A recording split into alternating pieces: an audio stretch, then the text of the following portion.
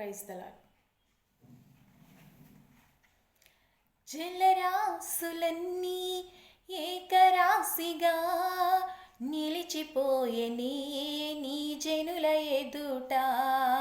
జలరాశులన్నీ ఏకరాశిగా నిలిచిపోయెనే నీ జనుల ఎదుట. అవి భూకంపాలైనా పెను తుఫానులైనా, అవి భూకంపాలే అయినా పెను తుఫానులైనా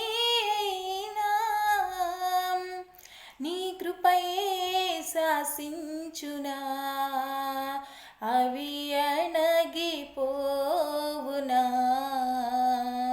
నీ కృపయే శాసించునా, అవి అణగిపోవునా.